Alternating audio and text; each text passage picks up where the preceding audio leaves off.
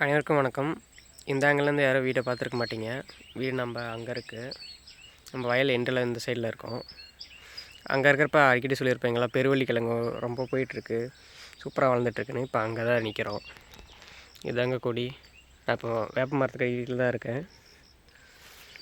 இங்கே பார்த்தீங்கன்னா இந்த கத்திரிக்காய் இதெல்லாம் சொல்லியிருந்தேன் பார்த்தீங்களா, மஞ்சள். இது வந்து மேலே இருக்கிற மஞ்சள் வந்து கஸ்தூரி மஞ்சளில் ஒயிட்டு, கேரளா கஸ்தூரி மஞ்சள் சொல்லுவாங்க. இப்போ நான் நிற்கிற இடம் வந்து பார்த்திங்கன்னா இங்கே சிறுகிழங்கு போட்டிருக்கோம், சிறுவள்ளிக்கிழங்கு. தண்ணி கட்டுறதுக்காக தான் வந்திருக்கேன். எல்லாமே பதறாக மூடிட்டுருக்கு. கோல் எதுவும் நட்டு இல்லை. அந்தாண்ட வந்து சேனக்கிழங்கு இருக்குது, அதை கொஞ்சமாக பிடிங்கிட்டு அந்தாண்ட வெங்காயம் வச்சுருக்காங்க. இப்போ நம்ம எங்கே இருக்கேன்னு பார்த்தீங்கன்னா அதே வேப்ப மரத்து கடையில் தான் இருக்கேன். கொடி பாருங்கள் எங்கே படர்ந்துருக்கு. கூடி சீக்கிரம் இதை அறுவடை பண்ண போகிறோம். வேப்ப மரத்தோட உச்சி வரைக்கும் கொடி போயிருக்கு. இங்கே ஒரு கெவை அழகாக இருந்துச்சு, அதை உடச்சிட்டு இப்போ பாருங்கள் காஞ்சி போய் உள்ளே தொங்குது. அந்தளவுக்கு வெயிட் இருந்துச்சு. இது மொத்தம் 5 கிழங்கு போட்டிருந்தேன். ஒன்று கொஞ்சம் திடீர்னு செத்துருச்சு, இங்கே தான் இருந்துச்சு. அதை எடுத்துகிட்டு ஒரு 1.5 கிலோ கிழங்கு கிட்டே இருந்துச்சு. இப்போ முக்கியமாக இங்கே வந்ததுக்கு எதுக்குன்னு பார்த்தீங்கன்னா, ஒரு 4 நாளைக்கு முன்னாடி தண்ணி கட்டியிருந்தேன். இந்த இடத்த மட்டும் பாருங்கள், எப்படி வெடிச்சிருக்குன்னு மட்டும் பாருங்களேன். தினமும் தள்ளிக்கிட்டு வருது மண். வீடியோவில் எவ்வளோ பெருசாக தெரியுதுன்னு தெரில. ஒரு அடி கிட்ட மேலே தூக்கியிருக்கு, இத்தான் மட்டம். இதில் வந்து இவ்வளோ ஹைட்டுக்கு தூக்கியிருக்கு. இங்கே ஒன்று பாருங்கள், இது ஓரளவு வந்துட்டுருக்கு. இப்போ வெடிக்க ஆரம்பிக்குது.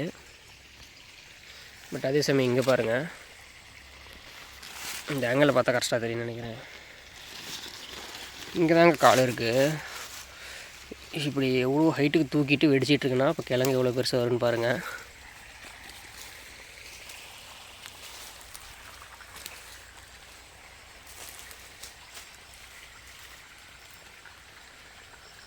சாரி, நான் 6 போட்டிருந்தேன், இப்போ 5 இருக்குது.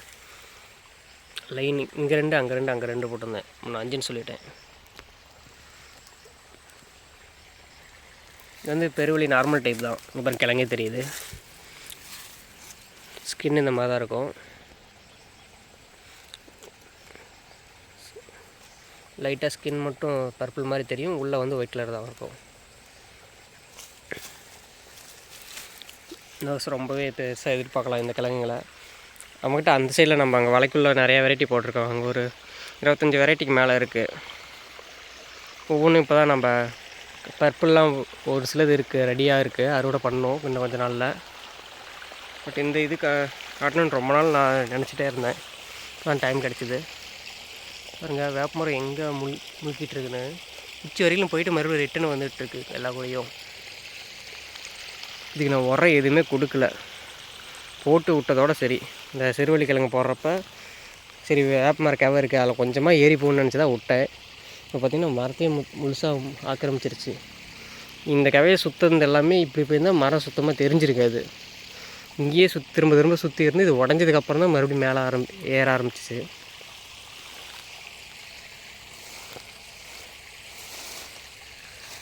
இன்றைக்கி நானே வந்து பார்த்து ஷாக் ஆகிட்டுங்க, இந்த அளவுக்கு வெடிக்குமான்னு. பட் கொஞ்சம் தூக்கியிருந்தால் பரவாயில்ல, கொஞ்சமாக தூக்கியிருந்தா. தண்ணி விட்டு ஒரு 4 நாள் இருக்கும். பாருங்கள் கிழங்கு இங்கே மேலே தூக்கிட்டு இருக்கு.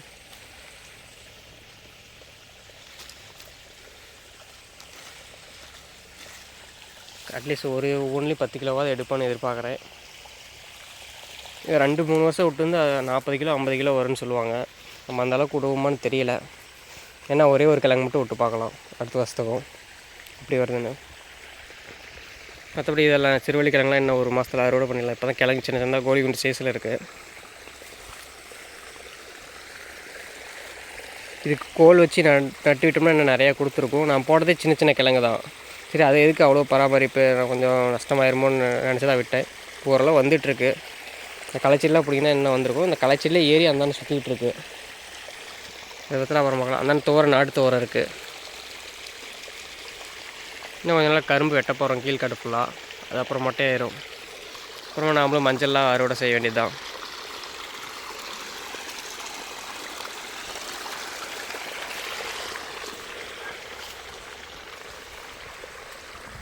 இங்கே இங்கே பாருங்கள் வரி சீரக வரை நல்லா ஈல்டு கொடுக்க ஆரம்பிச்சிருக்கு. நாங்கள் ஸ்டார்டிங்கில் குழம்புக்கும் கொஞ்சம் பறிச்சிட்டோம். இதில் வந்து வரி இல்லை, ஸ்டார்டிங்கில் மட்டும் தான் வரி வரும். இதுவுமே கொஞ்சம் முத்திருச்சு, உள்ள காய் நிறையா இருக்குது.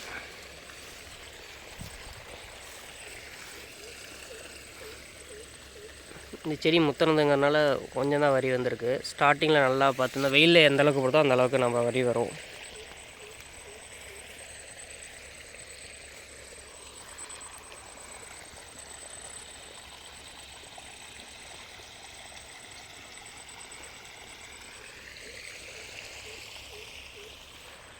அவ்வளோதாங்க இன்றைக்கி வீடியோ. இங்கே வந்து நெய் மிளகாய் போட்டிருக்கேன்.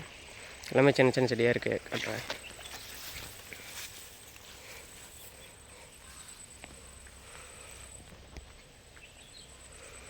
இது வந்து நான் அவ்வளோ பராமரிக்க மாட்டேன். எந்த ஒரு வெரைட்டியுமே நான் ரொம்பலாம் பராமரிப்பு கேர் கொடுத்துலாம் பார்க்க மாட்டேன். ஏன்னா இங்கே நான் கொஞ்சம் ஸ்ட்ரகிள் பண்ணி வளர்கிற மாதிரி விட்டால் தான் நீங்கள் அங்கே ஓரளவு கேர் கொடுக்குறப்ப நல்லா செடி வளருங்கிறது என்னோட நம்பிக்கை. அதாவது நம்ம கஷ்டப்பட்டு ஒருத்தர் உழைச்சானா அவனுக்கு தான் அந்த இது தெரியும் பார்த்தீங்களா, எப்படி உழைக்கிறதுங்கிறது. தேவை கிடைக்கும் போது நல்லா வாழ தெரியும் பார்த்தீங்களா, அதுமாதிரி தான். நீங்கள் இங்கெல்லாம் கொஞ்சம் ஸ்ட்ரகிள் பண்ணி வளர்ந்துச்சுன்னா அங்கே உங்கள்கிட்ட வரப்போ ரொம்ப நல்லாயிருக்கும். பாருங்கள், இதுக்கு பூச்சிக்கு மீனமிலம் தெளித்தாலே போதும். நான் இது வரைக்கும் 2 தடவை தான் தெளிச்சிருக்கேன். இன்னும் 1 மாதமாக நான் கொடுக்கவே இல்லை. இன்னும் ஒரு 4-5 நாள் கழிச்சு தான் மறுபடியும் கொடுப்பேன். அது மாதிரி தாங்க ஓரளவு கொஞ்சம் ஸ்ட்ரகிள் பண்ணி தான் எல்லாமே வெரைட்டியுமே கொடுப்பேன். நீட்ட பீங்காய் 2 அடி பீங்காய் இருந்துச்சு. தரையிலே தான் படர விட்டேன், எந்த உரமும் கொடுக்கல. நெய் மிளகாய்க்கு எந்த உரமும் கொடுக்கல. தக்காளியாக எது எடுத்தாலுமே நான் அவ்வளோ உரம் கொடுக்க மாட்டேன். மண்ணில் ஓரளவு வளர்ந்தால் போதும். ஒரு பூச்சி தாக்குதல் இதுக்கு மாதிரி தான் கேர் கொடுப்பேன். இப்போ மஞ்சளும் ஃபுல்லாக ஆர்கானிக் தான். மஞ்சளுக்கு நல்லா இருந்தால் இந்த கும்கும் கேசரி தக்காளி செடி இருக்குது. இன்னும் கொஞ்சம் நாள் ஈல்டு கொடுக்க ஆரம்பிச்சிடும்.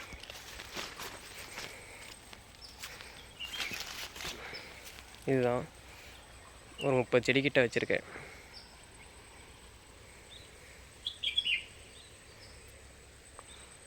ஓகேங்க, எனக்கு சின்னதாக ஒரு வீடியோ எடுக்கலான்னு தான் எதிர்பார்த்தேன்.